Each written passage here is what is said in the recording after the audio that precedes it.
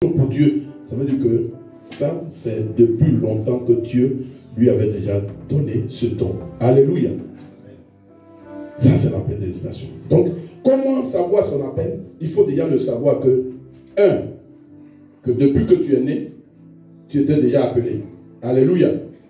Il faut savoir que lorsque les choses bouillonnent en toi, pour l'œuvre de Dieu, je n'ai pas dit les choses bouillonnent en toi, et puis tu t'en vas frapper les gens dehors là. C'est pas ça. J'ai dit, quand quelque chose bouillonne en toi, dans la maison de Dieu, que tu as envie de toucher tout dans la maison de Dieu, c'est que tu as un appel de Dieu. Et on va continuer parce que l'appel n'est pas seulement que le ministère. Vous allez comprendre que dans l'appel, il y a plusieurs choses. Donc ceux qui disent, ah ouais, il est appelé. Non, ne pensez jamais qu'il est déjà prophète, ou il est déjà docteur, ou il est déjà quoi. Non, non, non. Quelqu'un peut être appelé pour autre chose. Parce qu'il y a beaucoup de choses dans la maison de Dieu à faire. Gloire à Dieu. Donc voilà ce que c'est que discerner. On peut le discerner par les voix audibles. On peut le discerner par les songes. On peut discerner aussi par les prophéties. Ou par les hommes de Dieu. Qui maintenant confirment. C'est-à-dire que quand quelqu'un te parle de ton appel, c'est qu'il confirme ton appel. Gloire à Dieu. Mais le vrai appel que tu reçois, c'est de toi-même d'abord. C'est toi qui reçois ça d'abord. Avant qu'un homme de Dieu ou avant qu'un frère en Christ, Dieu ne lui parle parce que tu es têtu. Alléluia. Parce que tu es têtu. Et tu fuis cet appel. Donc Dieu va attirer ton attention que là où tu vas là, c'est pas bon pour toi. Alléluia. Mais tu vas tout faire, tu seras toujours dans mes mains. Gloire à Dieu. Donc voilà. On dit, ainsi, ainsi ne soyons pas pressés aussi. Donc là, on va lire d'abord. On va voir. Parce qu'on a dit, toute œuvre que nous faisons à Dieu sans avoir une réelle intimité avec lui est vaine. Car plusieurs serviront le Seigneur, mais seront malheureusement rejetés de lui à la fin. Amen. Donc, l'appel que tu vas recevoir, d'abord tu as été adopté.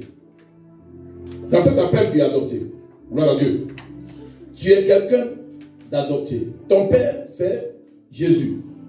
Ton père adoptif. Donc Jésus va te prendre pour te mettre, parce que tu as quelqu'un de qui tu es né. D'accord. C'est ton père, d'accord. Mais celui qui est ton vrai père même, celui-là même qui répond. Vous voyez que souvent, c'est les parents adoptifs même qui sont nos vrais parents. Gloire à Dieu. Considérez que ceux qui nous ont adoptés là même là, ils nous donnent leur amour parfait. Et ils n'ont pas, ils blaguent. C'est-à-dire que leur amour n'est pas hypocrite.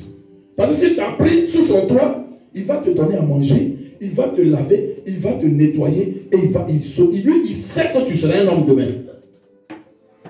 Mais ton vrai père là, quand tu te condamnes, oh, tu es devenu voyou, il n'y a plus besoin de toi dans la maison. Alléluia. Mais celui qui te ramasse dans la rue là, lui il connaît ton étoile. Et il va te laver, il va te nettoyer. Donc c'est lui-là qui devient ton vrai. Alléluia. Parce que c'est lui qui va t'amener à la vie. Et demain, tu vas le rejeter. Tu vas le rejeter? Non. Si tu rejettes le père adoptif, ça veut dire que toi tu n'as rien compris. Tu ne pourras jamais avancer dans ta vie. Alléluia. Il faut toujours considérer le père adoptif. Mais on n'a pas dit de ne pas considérer le père biologique. Mais seulement il faut considérer aussi le père adoptif. Gloire à Dieu. Donc voilà.